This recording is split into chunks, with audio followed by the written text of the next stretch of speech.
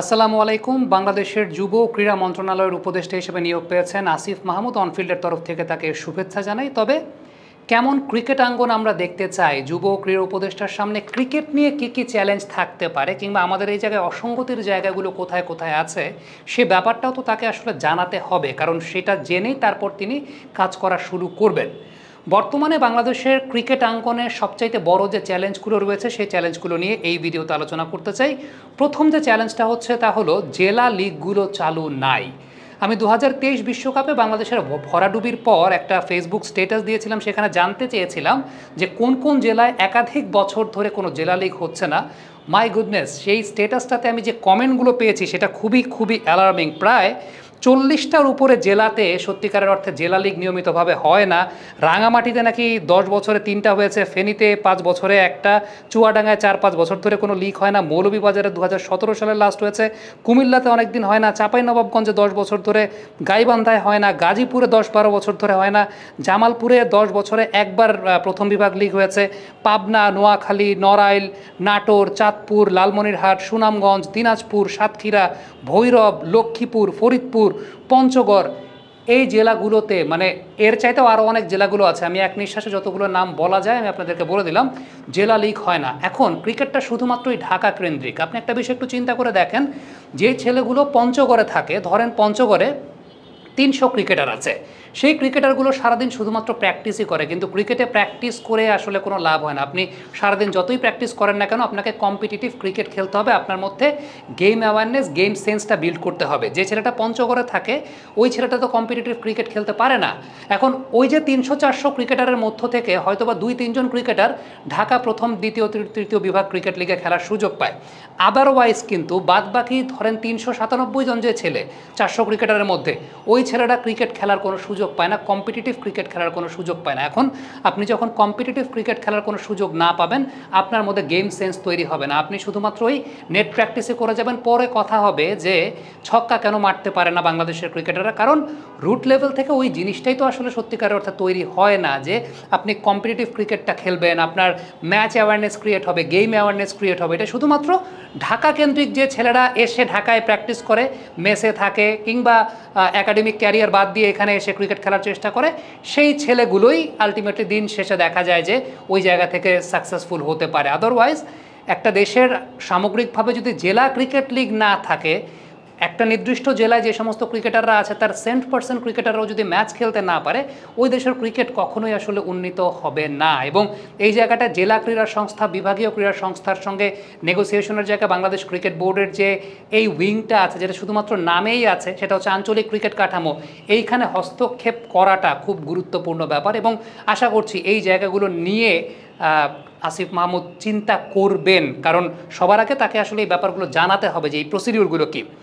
দ্বিতীয়ত যে বিষয়টা সেটা হচ্ছে জেলা বিভাগীয় কোচদের মান উন্নয়ন করা, ডিভিশনাল এবং ডিস্ট্রিক্ট কোচদের মান উন্নয়ন করা। দেখেন, একটা বিষয় খুব উল্লেখযোগ্য, বাংলাদেশে ক্রিকেট যারা খেলেন তাদের ম্যাক্সিমামই দেখা যায় যে একাডেমিক ক্যারিয়ারটা স্যাক্রিফাইস করতে হয়, যে কারণে একাডেমিক শিক্ষার জায়গাটা খুব বেশি গড়ে ওঠে না। এটা আমাদের একটা বাস্তবতার জায়গা। এবং আমাদের বাংলাদেশে ক্রিকেটে লেভেল 1, লেভেল 2, এই যে কোচিং কোর্সগুলো আছে, লেভেল 3 অনেক আপগ্রেডেড, হাতে গোনা কয়েকজন কোচ আছেন লেভেল 3।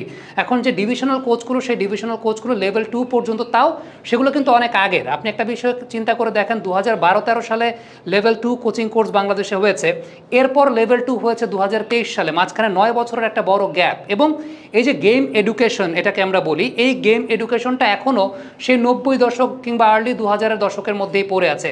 গেম এডুকেশনের কোনো মান উন্নয়ন হয় নাই। বায়োমেকানিক্স সম্পর্কে এদেশের কোচেরা জানেন না, স্পোর্টস ফিজিওলজি সম্পর্কে এদেশের কোচেরা জানেন না, স্পোর্টস সাইকোলজি সম্পর্কে এদেশের কোচেরা জানেন না, স্পোর্টস লিডারশিপ ম্যানেজমেন্ট সম্পর্কে এদেশের কোচেরা জানেন না। এই জায়গাগুলো যখন আপনি দেখবেন যে আপনার এলাকা ভিত্তিক যে কোচেরা আছেন জেলা বা বিভাগীয় পর্যায়ে, তারা ইম্প্রোভাইজিং ক্রিকেট সাপোর্ট করছেন না, লেগ স্পিনাররা একটু জোরে বল করলে এটা সাপোর্ট করছেন না, তারা এখনও সেই শেন ওয়ার্নের যুগেই পড়ে আছেন। তখন কিন্তু এই জায়গাগুলো অনেক প্রশ্নের উদ্রেক করে যে আপনি আসলে ক্রিকেটের কীভাবে উন্নয়ন করবেন। ইন্ডিয়াতে আজকে দেখবেন যে তাদের যে প্লেয়ারই আসে না কেন, আইপিএলেই যে প্লেয়ার আসে না কেন, সেই প্লেয়ারই ইমিডিয়েটলি এসে সেদিনই পারফর্ম করছে। এটা কেন হয়? এটা হয় কারণটা হচ্ছে তাদের বেসিকটা অনেক শক্তভাবে গড়ে উঠছে, অর্থাৎ তাদের রুট লেভেলের যে কোচেরা আছেন সেই রুট লেভেলের কোচেরা অনেক বেশি মাত্রায় এক্সপার্ট হিসেবে আবির্ভূত হয়েছেন এবং তাদের ট্রেনিংয়ের জায়গাটাও অনেক বেশি মাত্রায় গুরুত্বপূর্ণ। এবং এই জায়গাটাতে আমার কাছে যেটা সবচাইতে গুরুত্বপূর্ণ মনে হয়, এটা ক্রীড়া উপদেষ্টা যিনি আছেন তারই করতে হবে, সেটা হচ্ছে বিভাগীয় ক্রিকেট একাডেমিগুলো স্থাপন করা। আমাদের ঢাকায় যে একটা বিসিবি ক্রিকেট একাডেমি আছে, যেটা একটা হোস্টেল, সেটারই আসলে কোনো ঠিক নাই। এখন বিভাগীয় ক্রিকেট একাডেমি তো আমরা স্বপ্নেও দেখতে পারি না। ইন্ডিয়াতে যে মডেলে আসলে জায়গাটা চলে সেটা হচ্ছে একটা বিভাগীয় ক্রিকেট একাডেমিতে হয়তোবা একজন ডিভিশনাল কোচ থাকবে, যে ডিভিশনাল কোচটা লেভেল 2 কোচিং লাইসেন্স প্রাপ্ত, তাকে আপনি লেভেল 3 করান, তাকে লেভেল 3 করিয়ে উন্নীত করেন। দেন তার আন্ডারে ওই জেলার কোচেরা থাকবেন, ওই কোচেদের কাজ হবে স্কাউটিং করা। সেই কোচেরা স্কাউটিং করে প্লেয়ার নিয়ে আসবেন বিভাগীয় ক্রিকেট একাডেমিগুলোতে। সেই বিভাগীয় ক্রিকেট একাডেমিগুলোতে তাদের সেই জায়গাটা খুব হাই ইন্টেন্সিভ প্র্যাকটিস হবে। দরকার হলে তাদেরকে জিপিএস ট্র্যাকারের আওতায় আনা হবে। তারা খেলাধুলার সময়টুকু ব্যতীত অন্যান্য সময়গুলোতে কতটুকু ক্যালোরি ইনটেক করছেন, কতটুকু রানিং করছেন, কতটুকু তাদের ফিটনেস ইমপ্রুভ হচ্ছে, কতটুকু অবনতি হচ্ছে, কি করছেন, টোটাল লাইফস্টাইল একটা ট্র্যাকারের আওতায় নিয়ে আসা হবে। এবং সেই বিভাগীয় ক্রিকেট একাডেমিগুলো থেকে একদম একটা নির্দিষ্ট সংখ্যক ক্রিকেটার তারা আসবেন বিসিবির যে সেন্ট্রাল ক্রিকেট একাডেমি আছে সেই সেন্ট্রাল ক্রিকেট একাডেমিতে। আমরা তো এইরকম স্বপ্ন দেখি যে আমাদের দেশের ক্রিকেটটা আসলে এরকম হবে। দেখেন, এরকম যদি না হয়, আপনি যদি এখন থেকে, আমি বলবো না যে ওভারনাইট সব কিছু চেঞ্জ হয়ে যাবে বা ওভারনাইট চেঞ্জ করা যাবে, কিন্তু এই চেঞ্জগুলো শুরু করার একটা প্রক্রিয়া গ্রহণ করা যেতে পারে। যে আপনি বিভাগীয় ক্রিকেট একাডেমি, সেই জায়গাটাতে লেভেল 3 বিভাগীয় কোচ থাকবেন, তার আন্ডারে তিনি দরকার হলে ওই তার আন্ডারে যে জেলা কোচ তাদেরকেও ট্রেন আপ করবেন। একটা হোয়াটসঅ্যাপ গ্রুপের আওতায় থাকবেন, সেই হোয়াটসঅ্যাপ গ্রুপটা সেন্ট্রালি বাংলাদেশ ক্রিকেট বোর্ডের একদম হাই রেটেড যারা কোচ, দরকার হলে ন্যাশনাল টিমের কোচরাও সেই হোয়াটসঅ্যাপ গ্রুপে ইনক্লুডেড থাকবেন, তাদেরকে সলা পরামর্শ দেওয়ার জন্য। এখন মানে আপনি চাইলে যে কোনো কিছু করতে পারেন, প্রযুক্তি আপনার হাতের মুঠোয় চলে এসেছে। সো এই জায়গাগুলো আপনি কেন ব্যবহার করবেন না, বা এতদিন যে ব্যবহার করা হয় নাই, কেন ব্যবহার করা হয় নাই আমি জানি না। 3 নম্বর যে পয়েন্টটা সেটা হচ্ছে স্টেডিয়ামগুলোর সংস্কার। এটা খুব সবচাইতে গুরুত্বপূর্ণ বিষয়। এনএসসির আন্ডারে স্টেডিয়ামগুলো আছে। একটা বিষয়ে কথা বলা হয় যে বিসিবির আন্ডারে তো সবসময় সব স্টেডিয়াম থাকে না, জেলা স্টেডিয়ামগুলো কিন্তু ম্যাক্সিমাম এনএসসির আন্ডারেই আছে। সো স্টেডিয়ামগুলোতে যেটা হয়, ছেলেপেলে মাদক সেবন করে, একই সঙ্গে দেখা যায় যে ওইখানে জনসভা চলে, এই চলে সেই চলে, রাজনৈতিক বিভিন্ন সভা সেমিনার চলে, এবং যেটা হয় যে এলাকার পাড়া মহল্লার মাস্তান গোছের লোকেদের দখলে থাকে জেলা স্টেডিয়ামগুলো, এবং মোটামুটি মাদকের আঁকড়ায় থাকে, মানুষজন যাতে ভয় পায়। সেই স্টেডিয়ামগুলোর সংস্কার করাটা আসলে খুব গুরুত্বপূর্ণ। কারণ আপনি যদি স্টেডিয়াম সংস্কার না করেন, একটা কথা আমি বলে দিই, আপনার বাড়ির সামনের খোলা জায়গা, খেলার জায়গা, আর একটা প্রপার ক্রিকেটিং ভেন্যু, দুইটা কিন্তু দুই জিনিস। 60-70 মিটারের বাউন্ডারির আপনি বলেন যে বাংলাদেশের ক্রিকেটাররা ছক্কা কেন মারতে পারে না? যেই দেশের ক্রিকেট বেসিক শুরু হয় ছক্কা মারলে আউট, কারণ খেলার তো জায়গা নাই, ছক্কা মারলেই মানুষের মাথায় বল লাগবে, সেই দেশে ছক্কা মারার প্লেয়ার আপনি পাবেন না। সো স্টেডিয়াম সংস্কারগুলো খুব ইম্পর্টেন্ট। ইভেন ন্যাশনাল টিমের প্লেয়াররা যখন এনসিএল খেলতে যান, ন্যাশনাল ক্রিকেট লিগ, সেই এনসিএল খেলতে গেলেও তারা প্রপার ফ্যাসিলিটিসের জায়গাটা পান না। সো এই জায়গাগুলো খুব গুরুত্বপূর্ণ, এবং এখানে জেলা ক্রীড়া সংস্থা, বিভাগীয় ক্রীড়া সংস্থার সিরিয়াসনেসটা খুব গুরুত্বপূর্ণ। জেলা ক্রীড়া সংস্থা, বিভাগীয় ক্রীড়া সংস্থায় যদ্দূর শুনি যে নানার গ্রিল খাওয়া হয় সন্ধ্যার সময়, এখন এটা বাদে খুব বেশি কাজ আসলে করা হয় না। সো সেই জায়গাটাতে আপনাকে মনিটরিংয়ের আওতায় নিয়ে আসার প্রক্রিয়াটা শুরু করা, যাতে পরবর্তী সময় যারা আসবেন একটা সিস্টেমের মধ্যে চলতে পারেন। এই জায়গাগুলো খুব ইম্পর্টেন্ট। ঢাকা কেন্দ্রিক ক্রিকেট একাডেমি, আমাদের এখানে ক্রিকেটের যেটা আছে, এমনিতে তো ডিসেন্ট্রালাইজেশন নাই, সো একাডেমিগুলো ঢাকা কেন্দ্রিক ক্রিকেট একাডেমি, কিন্তু সমস্যার জায়গা এই ঢাকা শহরে, এই 15-16 কিলোমিটারের ঢাকা শহরে ক্রিকেট খেলার মাঠ নেই। একাডেমিতে ছেলেপেলে প্র্যাকটিস করছে ঠিকই, দেশের ক্রিকেটের ম্যাক্সিমাম মানে আউটপুটটা আপনার ঢাকা কেন্দ্রিকই হচ্ছে, কিন্তু সেই ছেলেপেলেগুলো ম্যাচ খেলতে পারে না। ধরেন আমি আজকে আমার ক্রিকেট একাডেমির বাচ্চাদেরকে নিয়ে ম্যাচ খেলাবো, আমার যেতে হয় ঢাকা থেকে প্রায় আরও 18-20 কিলোমিটার দূরে সিরাজনগর, আমবাগান, আমার যেতে হয় পূর্বাচল থেকে অনেক দূরে কোনো একটা জায়গাতে। তাও ঢাকা শহরে 50-60টার মতো ক্রিকেট একাডেমি আছে। আপনি চিন্তা করে দেখেন যে আসলে 50-60টা ক্রিকেট একাডেমিকে এই দুইটা মাঠের মধ্যে, তাও 15-16 কিলোমিটার দূরে, যেখানে আপনার ট্রান্সপোর্টেশন কস্ট আছে, মাঠে আবার গিয়ে ভাড়া দিতে হয়। যেহেতু দুইটা মাত্র মাঠ, 2টা বা 3টা মাত্র মাঠ, এতগুলো ক্রিকেট একাডেমি, একদিনের মাঠ ভাড়া থাকে 8,000 থেকে 10,000 টাকা বা 12,000 টাকা। এখন ওই যে ছেলেপেলে যারা ক্রিকেট খেলবে, ওরা নিজেরা চাঁদা উঠে আসলে এক মাসে কয়টা ম্যাচ খেলতে পারবে? ধরেন একটা ছেলের ভাগে একটা ম্যাচ খেলার জন্য চাঁদার পরিমাণ, লাঞ্চ এবং অন্যান্য সহ বল, 2টা বল লাগে বা 4টা বল লাগে 50 ওভারের ম্যাচ খেলতে গেলে। সব কিছু মিলে এক একটা ছেলের ভাগে 500-600 টাকার উপর পড়ে যায়। তো মাঠ ভাড়ার একটা ব্যাপার আছে। সেই জায়গাটা একটা ছেলে যারা ওই লেভেলে ওই সোশ্যাল ইকোনমিক ক্লাস বিলং করে তারা কয়টা ম্যাচ খেলতে পারে মাসে?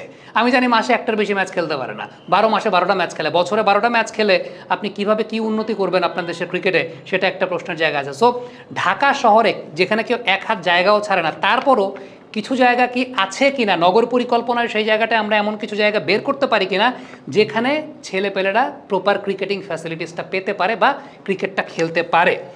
ঢাকায় মাঠের ব্যবস্থা করার কথাটা বলছিলাম। আরেকটা খুব গুরুত্বপূর্ণ ব্যাপার, আমরা কিউরেটরের সংখ্যায় ভুগি। আমাদের গামিনী ডি সিলভাকে নিয়ে আসতে হয়, আমাদের শ্রীলঙ্কান সিন্ডিকেট নিয়ে অনেক কথাবার্তা আছে। ম্যাক্সিমাম পাবলিক ইউনিভার্সিটিতে সয়েল সায়েন্স বলে একটা ডিপার্টমেন্ট আছে। কিউরেটিং, পিচ কিউরেটিং, এটা তো একটা বিজ্ঞান, মৃত্তিকা বিজ্ঞান। আমরা কেন আমাদের সয়েল সায়েন্সের ছেলেদেরকে বা মেয়েদেরকে এই কিউরেটিং পেশায় আসতে উদ্বুদ্ধ করতে পারি না? এই জায়গাটা আমাদের কেন হয় না, আমরা এই জায়গাটা কেন চিন্তা করতে পারি না? সেটা কিন্তু একটা অনেক বড় গবেষণার বিষয় আছে যে আমরা কেন এই ব্র্যান্ডিংটা করতে পারি নাই। সেই সঙ্গে বিকল্প পেশা তৈরি করা। দেখেন, শুধুমাত্র এটা আমি ক্রিকেট নিয়ে বলছি না, মাল্টি ডিসিপ্লিনারি পেশা। স্পোর্টস ম্যানেজমেন্ট নিয়ে ডিগ্রি নেওয়ার আমাদের এখানে কোনো জায়গা নাই। স্পোর্টস ম্যানেজমেন্ট নিয়ে কেউ চিন্তা করতে পারে না। খ্যাপগুলো কিন্তু ইন্ডিয়ানরা মারে, অথবা বাংলাদেশে যাদের প্রাতিষ্ঠানিক শিক্ষা নাই তারা সেই খ্যাপগুলো মারে। আপনি যদি চিন্তা করেন স্পোর্টস বায়োমেকানিক্স নিয়ে পড়াশোনা করা, স্পোর্টস ফিজিওলজি নিয়ে পড়াশোনা করা, আজকে আপনি যদি চিন্তা করেন উইমেন্স ক্রিকেট টিমের একজন ডায়েটিশিয়ান বা নিউট্রিশনিস্ট লাগবে। যেহেতু আমাদের দেশে অনেক সফিস্টিকেটেড একটা ব্যাপার থাকে, মহিলাদের ক্রিকেট টিমে বা মহিলাদের ফুটবল টিমে আমরা মহিলাদেরকে প্রেফার করি। আমাদের মেয়েরা যারা ফুড অ্যান্ড নিউট্রিশনে পড়াশোনা করছে তারা তো জানেই না যে এই সেক্টরে কাজ করা যায়। স্পোর্টস নিউট্রিশন, স্পোর্টস ফিজিওলজি, এই জায়গাগুলো নিয়ে কাজ করা যায়। স্পোর্টস সাইকোলজি নিয়ে কাজ করা যায়। Sports tourism and hospitality management, এটা নিয়ে কাজ করার জায়গা আছে। Sports production, sports commentary, institution তো নাই আমাদের দেশে। সো এই যে বিকল্প পেশাগুলো তৈরি করা, আপনি চিন্তা করেন কোচ আছেন, assistant coach, batting coach, bowling coach, physio, trainer. আপনি অন্যান্য দিকে চিন্তা করলে আপনি ব্রডকাস্টিংয়ের জায়গাটাতে ক্যামেরার পেছনে যারা কাজ করেন, স্পাই ক্যামে যারা কাজ করেন, এই যে টেকনিশিয়ান যে জায়গাগুলো, এই জায়গাগুলো কিন্তু আমাদের এখানে তৈরি করা হয় নাই। যে কারণে আমাদের ইন্ডিয়া থেকে খ্যাপিস্ট নিয়ে আসতে হয়, কারণ আমাদের এখানে আমরা এগুলো তৈরি করতে পারি নাই। এখন তৈরি করতে পারি নাই কারণ আমাদের এখানে ইনস্টিটিউশন নাই। সো এইগুলোতে কিন্তু অনেক চিন্তা ভাবনার জায়গা আছে। সো চ্যালেঞ্জ অনেক। আমাদের দেশটা আসলে গেল এত বছর ধরে যেভাবে আছে, কথা বলতে বলতে তো আসলে অনেক কিছুই বলতে হয়। সো আমার কাছে মনে হয় যে এই জায়গাগুলো নিয়ে চিন্তা করার অনেক জায়গা আছে। সেখানে হয়তোবা তাকে অনেকে সহায়তা করবেন, যিনি বর্তমানে ক্রীড়া উপদেষ্টা হিসেবে এসেছেন আসিফ মাহমুদ, অনেকে হয়তোবা সহায়তা করবেন। এখন রাইট পয়েন্টগুলো তার কাছে উত্থাপন করলেই হয়, কারণ রাইট পয়েন্টগুলো সচরাচর যারা থাকেন আশেপাশে তারা উত্থাপন করেন না, কারণ এখানে অনেকের অনেক ফাঁকিবাজির জায়গা থাকে। আমাদের বিসিবি একাডেমি যেটা আছে, সেই বিসিবি একাডেমি তো আসলে একটা হোস্টেলই বলতে পারি আমরা। কোচেস এডুকেশনের কথাটা বলছিলাম যে কোচেস এডুকেশন নিয়ে কাজ করার অনেক জায়গা আছে। পারফরমেন্স অ্যানালিস্ট, যেটা বর্তমান সময়ে খুব গুরুত্বপূর্ণ একটা বিষয়। আমার ইন্ডিয়ার বিসিসিআইয়ের যিনি হেড অ্যানালিস্ট, তার কাছ থেকে সেই পারফরমেন্স অ্যানালাইসিসের কোর্স করতে হচ্ছে মোটা অঙ্কের টাকা দিয়ে। বাংলাদেশে আমরা সেটা কল্পনাও করতে পারি না, সেটা আমাদের সামনে সেই সুযোগটা নাই। এখন এই যে সুযোগগুলো তৈরি করাটা খুব গুরুত্বপূর্ণ। আমি বলছিলাম ডিস্ট্রিক্ট কোচ, ডিভিশনাল কোচদের মান উন্নয়নের করাটা।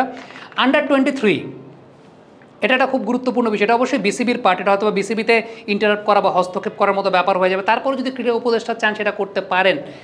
আমাদের এখানে যেটা হয় যে আন্ডার-19 লেভেলের পরে ডিরেক্ট ন্যাশনাল টিমে আমরা খেলাই, ডিরেক্ট এনসিএল খেলেন, বিসিএল খেলেন, প্লেয়াররা ডিরেক্ট প্রিমিয়ার লিগ খেলেন, খেলতেই পারেন যোগ্যতা থাকলে। কিন্তু মাঝখানে আরেকটা লিগ থাকা উচিত, যেটা ইন্ডিয়াতে কুচবিহার ট্রফি বা এরকম নামে আছে, যে আন্ডার-23 ন্যাশনাল টিমে বা রঞ্জি ট্রফি বা অন্যান্য জায়গায় খেলার আগে তাদের ওইখানে কিন্তু আন্ডার-23 একটা লিগের জায়গা আছে। খুব সিম্পল একটা ব্যাপার, আপনার যদি স্টেডিয়ামগুলোর সংস্কার আপনি করতে পারেন, আপনার যে সময়টা এনসিএল চলছে, ধরেন রাজশাহী আর খুলনা মুখোমুখি হয়েছে, ওই সময়টা রাজশাহী অনূর্ধ্ব-23 দল এবং খুলনা অনূর্ধ্ব-23 দল যদি আরেকটা বেরোতে মুখোমুখি হয়, সেইটা কিন্তু আপনার কোয়ালিটি প্লেয়ার প্রডিউস করতে পারে। সেটা আপনার কোয়ালিটি প্লেয়ার প্রডিউস করাতে তার জন্য আরও চ্যালেঞ্জ থাকে। আন্ডার-23 যে ছেলেটা খেলছে 19-এর পরে, ওর জন্য চ্যালেঞ্জ থাকবে যে আমি রাজশাহী বিভাগীয় মূল দল যেটা সিনিয়র টিমে চান্স পাওয়ার জন্য আমাকে কম্পিট করতে হবে, আমি সেই খোলা ময়দান পেয়ে যাব না। সো এরকম অনেক জায়গা আছে। দুইটা খুব গুরুত্বপূর্ণ বিষয়, বায়োমেকানিক্স ল্যাব এবং pace bowling lab, pace bowling foundation. আজকে 24 বছর আমাদের দেশের ক্রিকেটে এখন পর্যন্ত কোনো পেস বোলিং ফাউন্ডেশন নাই, এখন পর্যন্ত কোনো পেস বোলিং ল্যাব নাই, আমাদের বায়োমেকানিক্স কোনো ল্যাব নাই।